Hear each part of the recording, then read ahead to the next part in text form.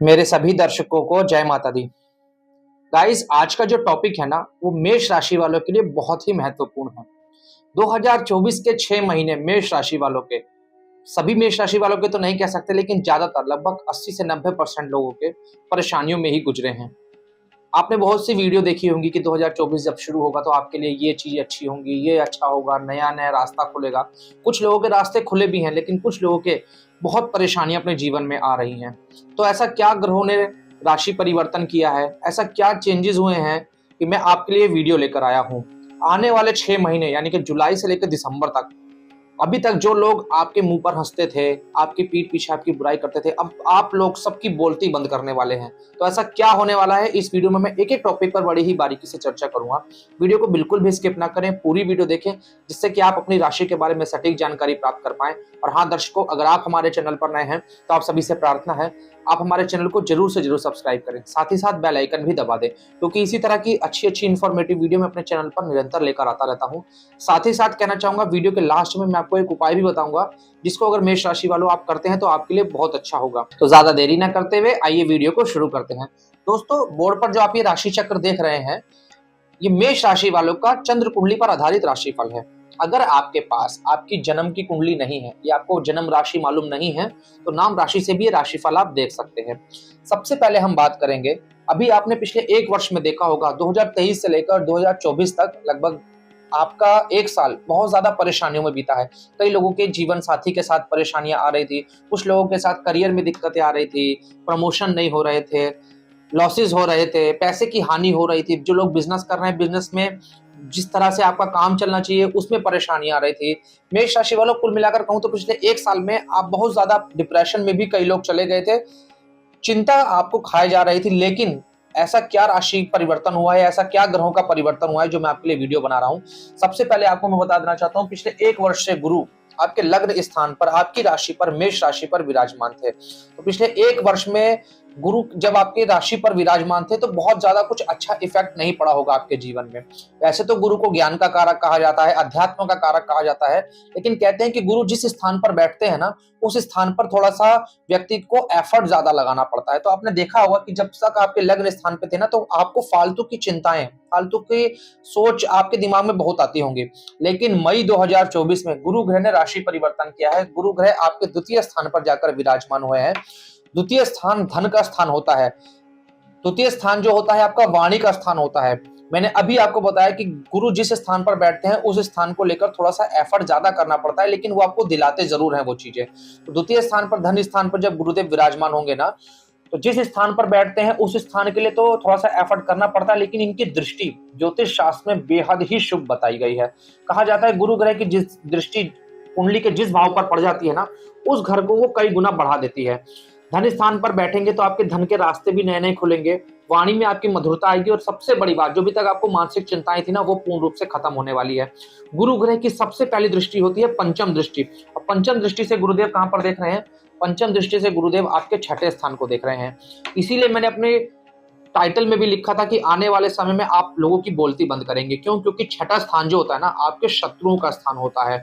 जो लोग आपसे शत्रुता रखते हैं, जो लोग आपके खिलाफ प्लानिंग करते हैं, जो लोग आपके खिलाफ रणनीति करते हैं ना, उनके ऊपर अब आप हावी होंगे। Now it's your turn. क्यों? क्योंकि गुरु की पंचम दृष्टि आपके छठे स्थान पर पड़ रही है।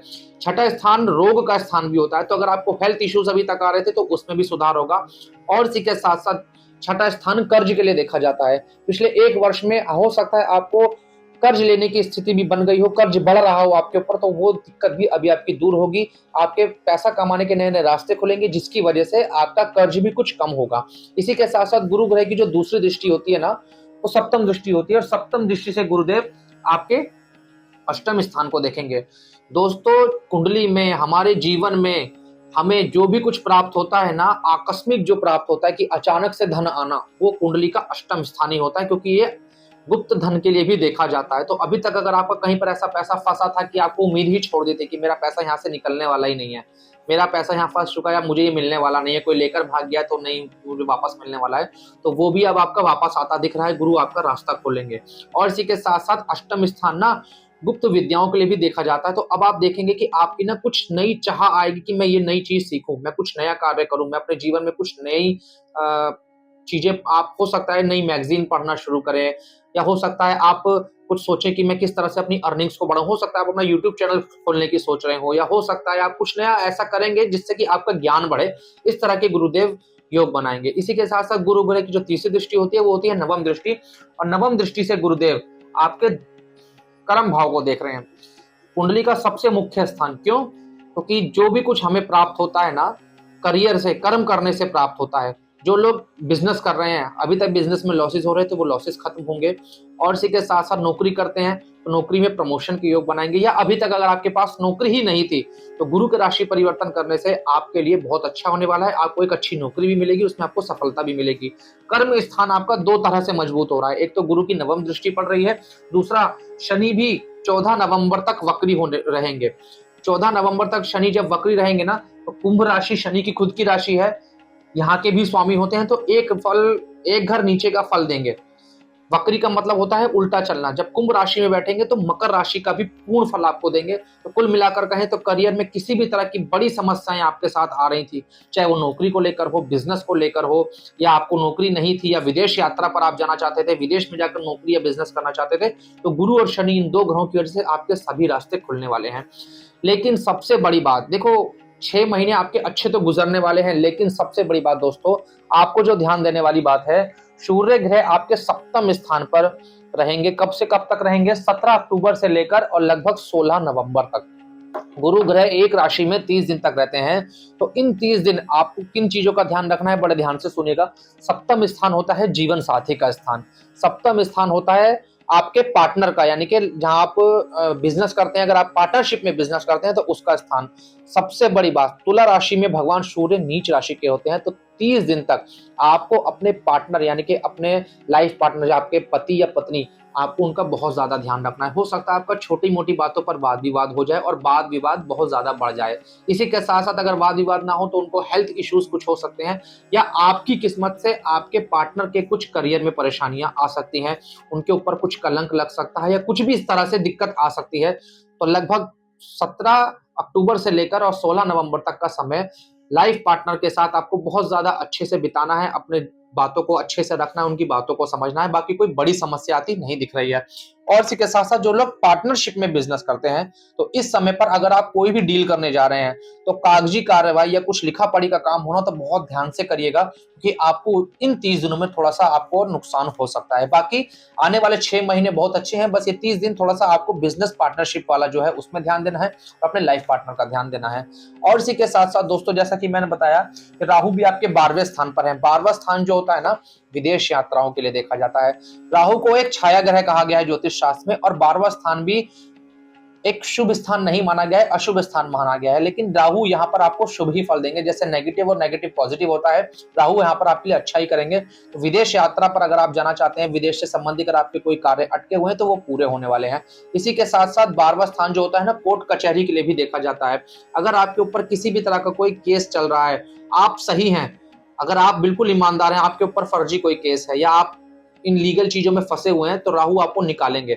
इसी के साथ साथ शनि ग्रह को भी न्याय का दर्जा दिया गया है, न्यायाधीश का दर्जा दिया गया है, वो भी आपके लिए बहुत अच्छा करने वाले हैं। तो कुल मिलाकर कहें तो आने वाले 6 महीने आप लोगों के लिए बहुत ही महत्वपूर्ण है, बहुत ही सकारात्मक आप इसमें रहेंगे। अपने जीवन में जो आपने खोया है वो आपको सभी कुछ मिलने वाला है दोस्तों। साथ ही साथ कहना चाहूंगा दोस्तों, कई लोग कमेंट करते हैं कि मनीष जी, हम पिछले 1 साल से 2 साल से कई लोगों का, आचार्य जी का राशि फल देखते हैं, लेकिन हमारे जीवन में कुछ भी अच्छा नहीं हो रहा है। दोस्तों, अगर इतने समय से आपके जीवन में कुछ अच्छा नहीं हो रहा है ना, तो आप एक बार अपनी जन्म कुंडली का विश्लेषण कराएं, क्योंकि ग्रह अपनी चाल हर 2 महीने, 3 महीने, 6 महीने में बदलते रहते हैं। लेकिन पिछले सालों से अगर आप परेशान हैं तो कहीं ना कहीं आपकी जन्म कुंडली में कुछ दिक्कत है। तो एक बार आप अपनी जन्म कुंडली का विश्लेषण कराइए। अगर आपके पास जन्म कुंडली नहीं है तो आप अपने दोनों हाथों की फोटो खींचकर आपकी स्क्रीन पर जो नंबर चल रहा है आप हमें व्हाट्सएप कर सकते हैं, और मैं आपको बताऊंगा कि क्या उपाय करने से आपके लिए बहुत अच्छा होगा। साथ ही साथ कहना चाहूंगा दोस्तों, जैसा कि मैंने वीडियो के शुरू में कहा था कि आपको लास्ट में एक उपाय भी बताऊंगा। उपाय क्या है, बड़े ध्यान से सुनिएगा। आपकी राशि के स्वामी होते हैं मंगल, तो इसलिए उपाय भी आपको मंगलवार के दिन जरूर से जरूर करना चाहिए। घर के आसपास कोई भी हनुमान जी का मंदिर हो, वहां पर आप जाइए, वहां पर बैठकर हनुमान जी के आगे आप हनुमान चालीसा का पाठ करें और उनको एक दीपक जलाएं, चमेली के तेल का दीपक जलाएं तो बहुत अच्छा है। अपनी मनोकामना हनुमान जी महाराज से मांगिए और पूरे श्रद्धा विश्वास के साथ मंदिर के प्रांगण में ही हनुमान चालीसा का पाठ आप कीजिए।